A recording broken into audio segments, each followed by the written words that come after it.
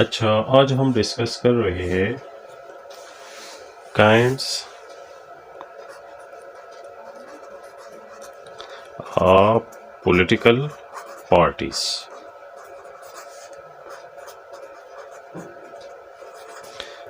And after discussing this topic, we will discuss functions of political parties.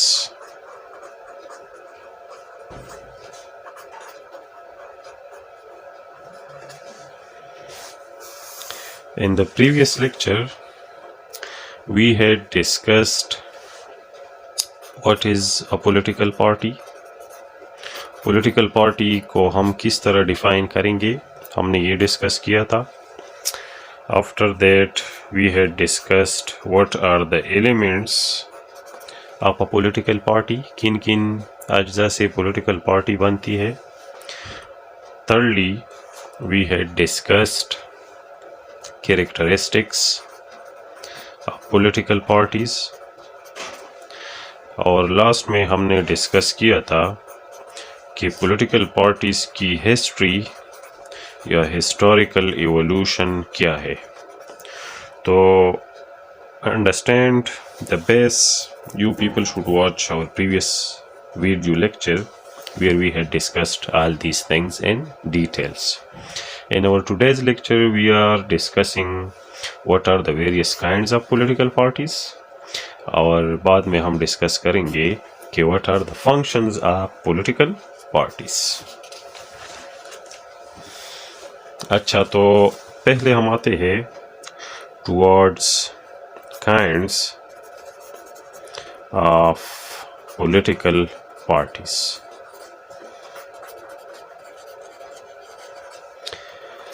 ये kinds हम to basis पर discuss करेंगे।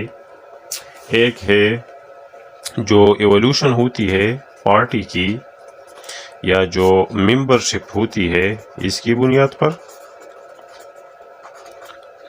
और दूसरा जो पार्टी का आइडियोलॉजी या प्रोग्राम या जब ये गवर्नमेंट में आती है तो जो रिफॉर्म्स करना चाहते हैं इस बुनियाद पर।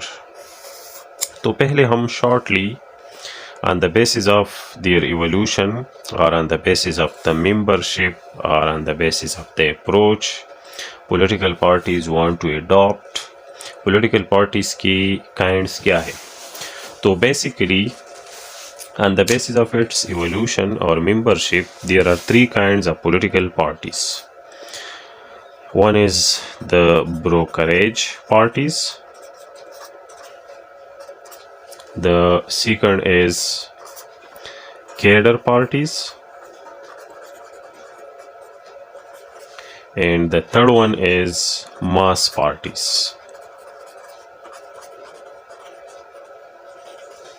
ब्रोकरेज पॉलिटिकल पार्टीज ऐसी पॉलिटिकल पार्टीज होते हैं जो गवर्नमेंट और पब्लिक के दरमियान एक ब्रोकर का किरदार अदा करती है।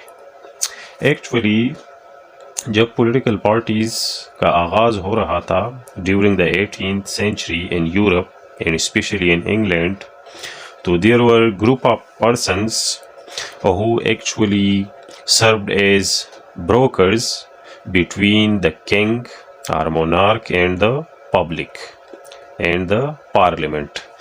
So these kinds of parties are known as brokerage parties.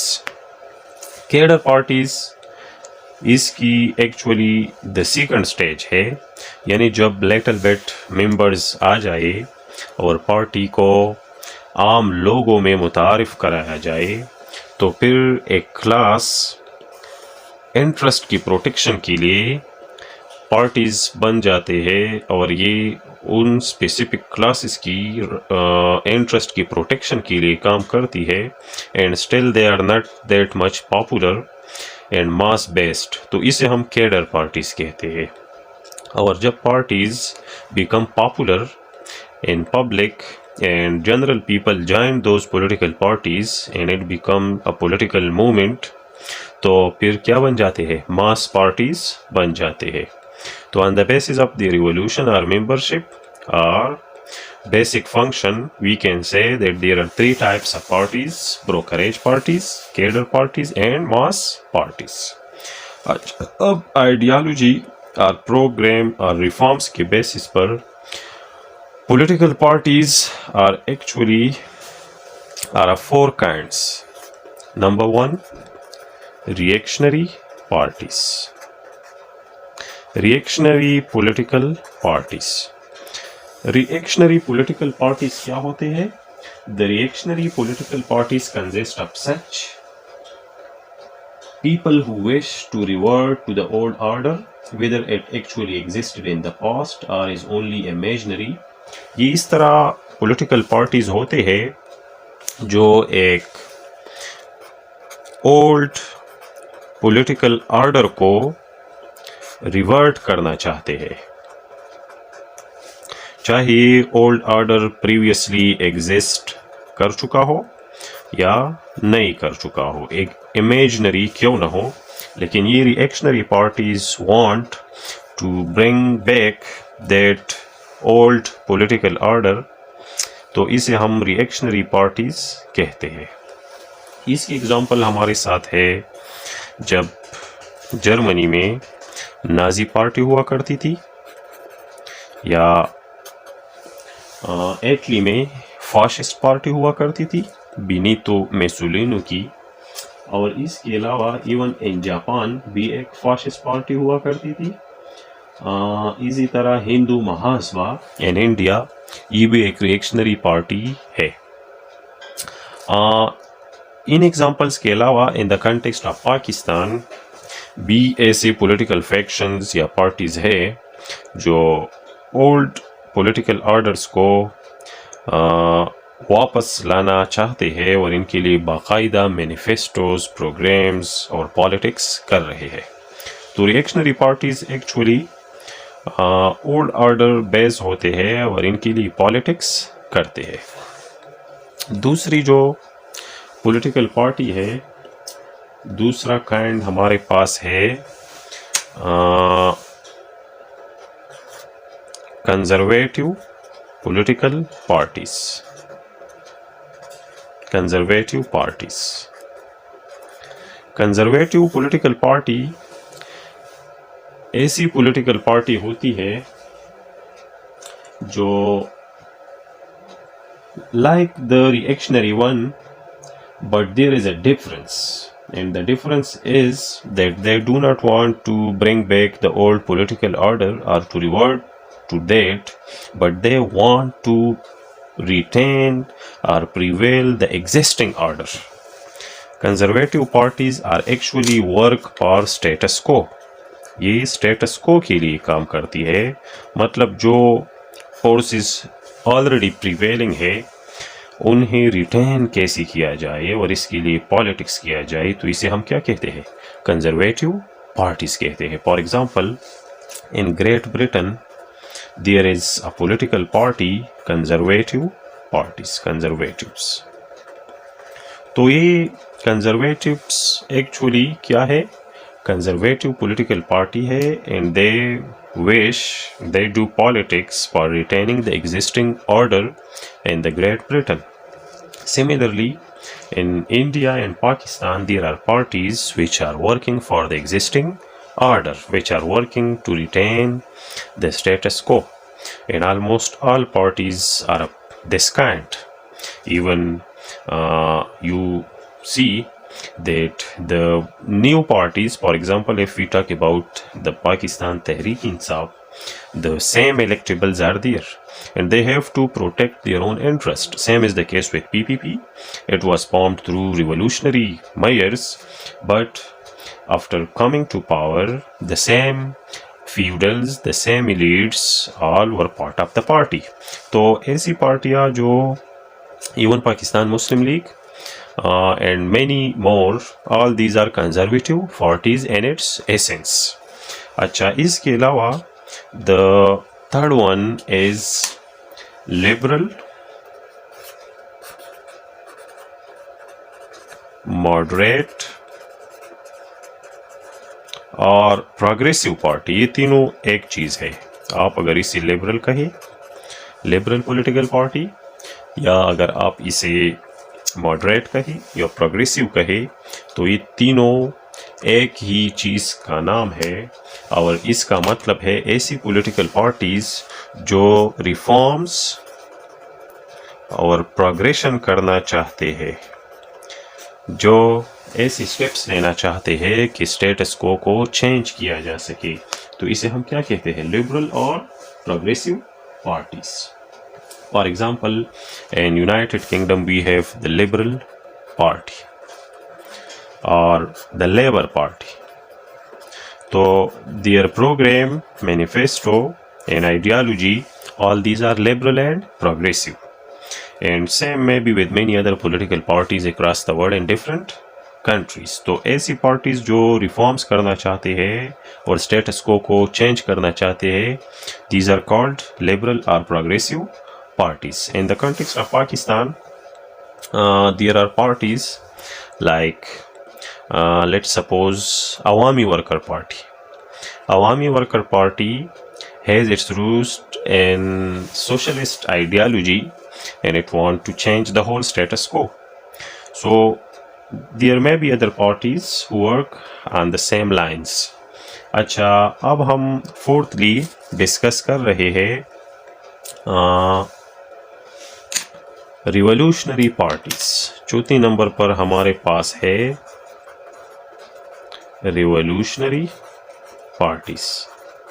तो रिवोल्यूशनरी पार्टी, जिस तरह इसके नेम से जाहिर है, इस तरह पॉलिटिकल पार्टीज होते हैं जो चेंजेस लाना चाहते हैं but through revolutionary measures, revolutionary steps, through revolutions. For example, China में चाइनीज कम्युनिस्ट पार्टी थी इन 1949 in the leadership of Mao. They brought a revolution in China. So revolutionary parties want to bring political and social change through revolutionary steps. अच्छा, ये liberal और revolutionary में difference ये हुआ कि liberal तो change, social and political change लाना चाहते हैं but through reforms and incremental changes, through peaceful means, while the revolutionary want to change the status quo through revolutions or sudden changes.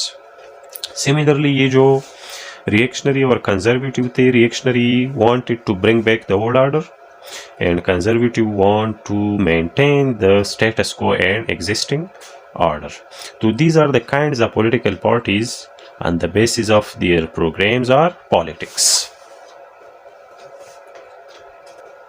अच्छा, इसके अलावा जनरली हम ये सुनते हैं कि पला पार्टी लेफ्ट विंग से है एंड पला पार्टी राइट विंग से है, पला सेंट्रिस्ट है। तो इसका क्या मतलब है? Left, right and between them there is a party which is from the centre और सेंट्रिस्ट। इसे हम सेंट्रिस्ट, इसे लेफ्टिस्ट और इसे राइटिस्ट भी कहते हैं। अब इसका मतलब क्या है? तो actually the origin of these terms is in the French revolution. French revolution से पहले और इसके बाद फ्रांस की जो नेशनल असेंबली थी उस वक़्त, यानी during the last half of the 18th century, French Revolution 1789 में हुआ था। तो उसी दौर में in the National Assembly ऐसा हुआ था कि जो पार्टीज रिफॉर्म्स या रिवॉल्यूशन लाना चाहते थे, जो स्टेटस को तब्दील करना चाहते थे, जो सोशल और पॉलिटिकल चेंज लाना चाहते थे, जो एग्जिस्टिंग ऑर्डर को तोड़ना चाहते थे, तो ये पार्टीज एक्चुअली नेशनल असेंबली के लेफ्ट साइड पर बैठते थे। और जो पार्टीज एग्जिस्टिंग ऑर्डर को मेंटेन करना चाहते थे, जो स्टेटस को रिटेन करना चाहते थे, तो वो किधर बैठते थे? On the right side of the national assembly. ऐसी पार्टीज जो स्टेटस को मेंटेन करना चाहते हैं, प्रीवियस और ओल्ड ऑर्डर लाना चाहते हैं या एग्जिस्टिंग ऑर्डर मेंटेन करना चाहते हैं, तो पहले ही हमने पढ़ा कि इसे हम क्या कहते हैं, either they are reactionary parties और कंजर्वेटिव पार्टीज, कंजर्वेटिव्स। तो ये कंजर्वेटिव्स एंड रिएक्शनरी पार्टीज ये फ्रांस में वहाँ नेशनल असेंबली के राइट साइड पर बैठते थे। तो सिंस दैट रीज़न ऐसी पार्टियाँ जो स्टेटस को मेंटेन करना चाहते हैं, जो रिवोल्यूशनरी चेंजेस के खिलाफ होते हैं, जो एग्जिस्टिंग ऑर्डर मेंटेन रखना चाहते हैं, इसे हम क्या कहते हैं? Right parties. और those who support such parties are rightist. And those parties जो रिवोल्यूशन और चेंज के फेवर में होते हैं, उसके लिए पॉलिटिक्स करते हैं, तो वहाँ पर नेशनल असेंबली के लेफ्ट में बैठते थे। And since this reason they are called as the leftist और लेफ्ट विंग पॉलिटिकल पार्टीज। अब जो इनके बीच में होती थी, जो न तो फार राइट सपोर्ट करती थी और न फार लेफ्ट सपोर्ट करती थी, जो इनकी बीच में रहना चाहती थी, तो इसे सेंट्रिस्ट का नाम दिया गया है। तो इसे हम क्या कहते हैं? सेंटर या सेंट्रिस्ट पार्टीज। अब अगर इसे हम पाकिस्तान के कॉन्टेक्स्ट में समझना चाहते हैं, तो राइट विंग पार्टीज कौन कौन से हैं? Almost all religious parties. और इसके अलावा बी पार्टीज है जो इधर एग्जिस्टिंग ऑर्डर या ओल्ड ऑर्डर को रिवर्ट करना चाहते हैं। तो religious parties come in the ambit of right wing political parties, जो जिसे सेकुलर पार्टीज का नाम दिया गया है। For example Pakistan Peoples Party, Awami National Party, तो ये लेफ्ट विंग में आते हैं और ये लेफ्टिस्ट है। लेकिन अगर हम बिटवीन द लाइंस देख ले, तो ये लेफ्टिस्ट भी ऑलमोस्ट राइट पॉलिटिक्स कर रहे हैं। They can not maintain their politics negating religion. तो religion almost all parties politics में इन्वॉल्व कर रहे हैं। अच्छा, सेंट्रिस्ट में we can say even the Muslim League also belonged to the right-wing political parties, and then in 1990s the Pakistan Muslim League Noon also come in this category. अच्छा, ये जो centrist में हमारे पास है in the context of Pakistan, that is PTI, because it on the one hand use religion in politics and want to bring old order back, and also they want to change the status quo, so it put itself in the centrist circle. अच्छा, तो ये हुआ leftist, rightist and centrist political parties. अच्छा, last में हम discuss कर रहे हैं इम्पोर्टेंस और functions of political parties. Political parties के फंक्शंस कौन कौन से हैं? आमतौर पर पेपर में भी इस तरह क्वेश्चन आता है, define political party, what are its important functions. Even competitive exams में भी पॉलिटिकल पार्टीज के फंक्शंस के बारे में क्वेश्चन आया है मेनी टाइम्स।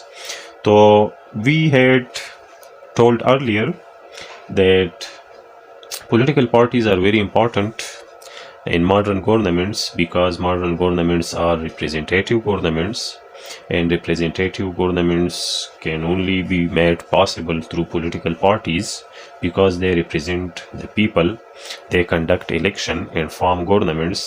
तो डेमोक्रेटिक और रिप्रेजेंटेटिव गवर्नमेंट के लिए पॉलिटिकल पार्टीज का होना इंतहाई ज़रूरी है। It is in fact the sine qua non for representative government, और इसके बगैर रिप्रेजेंटेटिव गवर्नमेंट नहीं बनाई जा सकती। अब हम इम्पोर्टेंट फंक्शंस के बारे में डिस्कस करते हैं। तो number 1,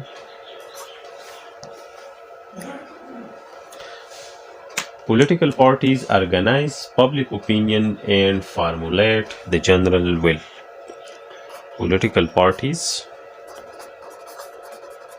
organize public opinion and formulate general will. यहाँ पर दो चीज़ें आ गई, one is public opinion and the other is general will. अब इन दोनों का क्या मतलब है, we will have our lecture on this, but here shortly public opinion के बनाने में पॉलिटिकल पार्टीज बुनियादी किरदार अदा करती है। Public opinion means that about the public issues public क्या ओपिनियन रखती है। कलेक्टिव ओपिनियन पब्लिक का क्या है पब्लिक इश्यूज के बारे में, इट इज़ पब्लिक ओपिनियन। अब जितने भी पब्लिक और नेशनल इश्यूज है इनके बारे में पब्लिक ओपिनियन को कौन ऑर्गेनाइज करेगा, political parties. Similarly general will का क्या मतलब है, तो general will means will of the majority which is sound and it must have solution of the problems। तो general will and public opinion को फार्मुलेट और ऑर्गेनाइज करना ये पॉलिटिकल पार्टीज का सबसे बुनियादी और अहम फंक्शन है।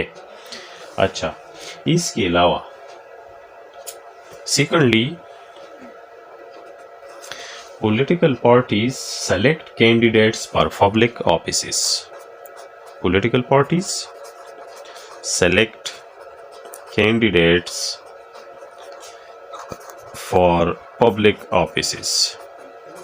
Public offices means जितने भी गवर्नमेंटल पोजीशन है which are filled through elections, after elections are conducted, तो ये ऑफिसेज इनके लिए लोग कैंडिडेट्स ये कहाँ से आते हैं, पॉलिटिकल पार्टी से। एक्चुअली पॉलिटिकल पार्टीज की डिफिनीशन में हमने ये कहा था कि political parties aim to gain power, to gain government.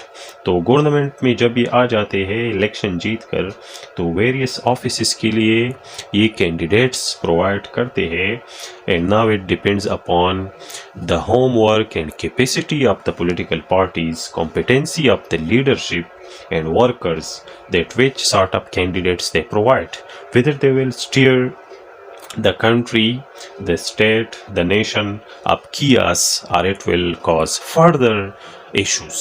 तो पब्लिक ऑफिसेस के लिए कैंडिडेट्स प्रोवाइड करना ये पॉलिटिकल पार्टीज का एक एसेंशियल एंड यूजफुल फंक्शन है in the modern democratic government. अच्छा, thirdly,